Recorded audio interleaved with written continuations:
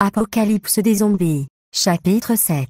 Delta de la séquence de rêve de Z Bunker Charlie, épisode 1, 15 mai 2021. Cependant, ils avaient acquis le virus inconnu étaient des zombies enragés, violents et insensés remplis de sauvagerie.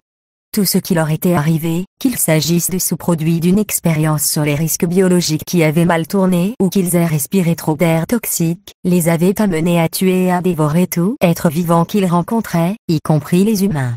Nous les avons désignés comme des choses affligées. Ces choses affligées ont souvent mordu et déchiré la chair de leurs victimes. Habituellement, une fois qu'afflictés avaient mis leurs dents acérées dans leurs victimes, il ne restait plus grand-chose. Les choses affligées évitaient les intestins humains. Je me suis demandé si ces mêmes créatures étaient responsables du carnage du bunker Charlie. Nous devions nettoyer un aéroport qui les intéressait, une grande campagne menée par les Big Vig au siège de l'ONU, qui porte le nom de code Vipanclan. J'étais attaché à une escouade de 6 médecins et de 2 soldats de combat qui faisaient office de garde. Mon partenaire, un gars de Hong Kong, mesurant 7 pieds 3 pouces et pesant 290 livres, muscle total, était Lun Chichin, un ancien membre du SWAT Hong Kong. Il voulait que nous l'appelions le tueur communiste chinois rouge, mais nous l'appelait Ashkagi à la place. Ashkagi s'était préparé pour le combat, dans l'intention de survivre à l'apocalypse zombie. Il portait un shuriken, un os spécial AR-15 et 3 armes de poing. Il avait beaucoup plus d'expérience de combat que moi. Pour cette raison, j'ai suivi son exemple. 3 escouades de combat sont entrées dans l'entrée du terminal 1 pour nettoyer les choses affligées. Une foule d'autres escouades avait été chargée de nettoyer d'autres parties de l'aéroport. Les gros bonnets du QG de l'ONU voulaient que l'aéroport international d'Incheon à Séoul soit dégagé des choses affligées pour que l'aéroport puisse à nouveau fonctionner. L'escouade médicale était à 20 mètres de la 3e escouade. Jusqu'à présent, rien de dramatique ne s'était produit.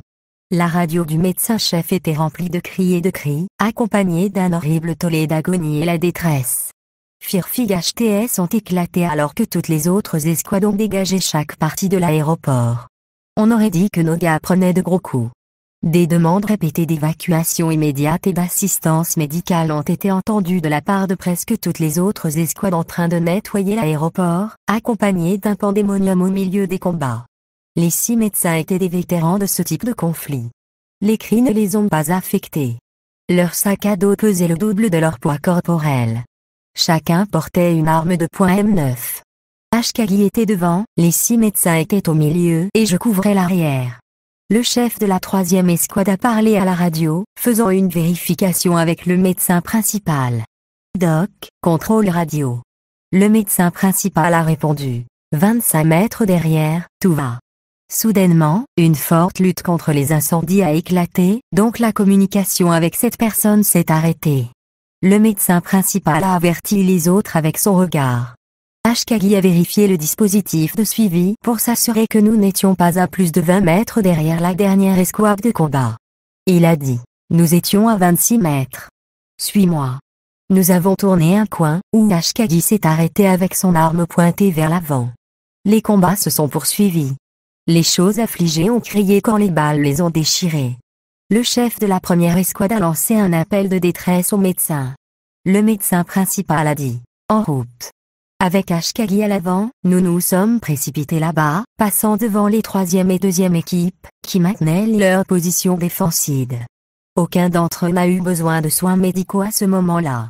Au coin suivant, l'entrée du couloir, des parties du corps des choses affligées jonchaient le sol, avec du sang acide. La grande majorité des choses affligées tombées étaient mortes d'une balle dans la tête. On nous avait donné des ordres stricts pour tirer sur les choses afflictées dans la tête. Il y avait une 50aine de ces choses dont la tête était soit abattue soit abattue. Leur corps était nu.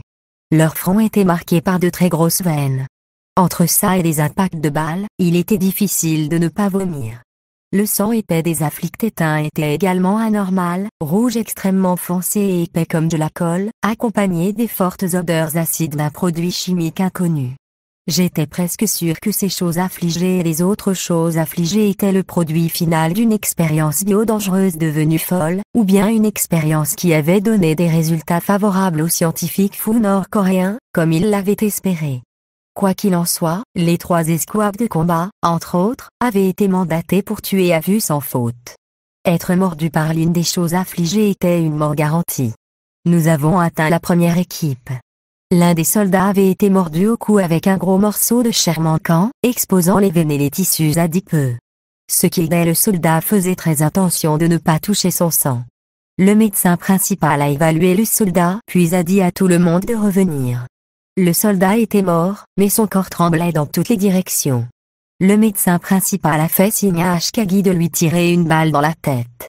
Au moment même où Ashkagi a levé son fusil de chasse pour continuer, le chef de la première équipe l'a plaqué. Les deux ont commencé à se battre avec les autres qui regardaient. Les deux se remirent sur pied. Le chef de la première équipe a crié « Vous ne lui tirez pas la tête ». Ashkagi a poussé son adversaire contre un mur, agitant son doigt dans son visage. La taille du premier chef d'escouade était d'environ 5-6 et Ashkagi dépassait largement les 7-5. Une fois que le plus petit a réalisé qu'il serait inutile d'essayer de se battre contre son ennemi, il a sorti son arme de poing et l'a pointée directement sur le visage de Ashkagi.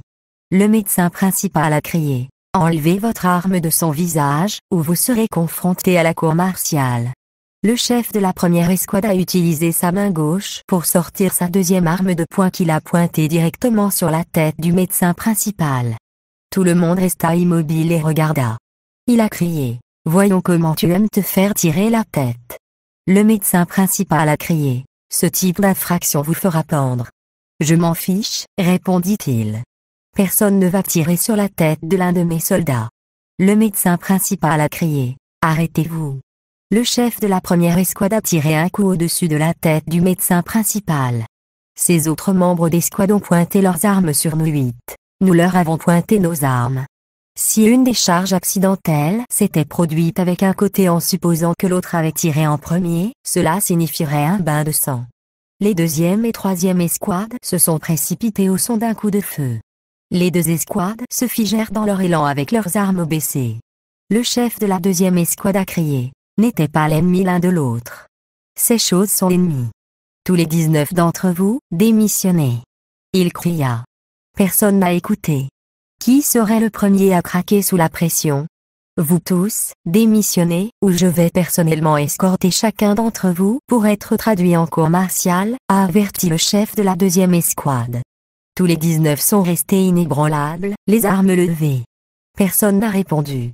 Les deux parties ont prétendu avoir raison. Aucune des deux parties ne faisait confiance à l'autre.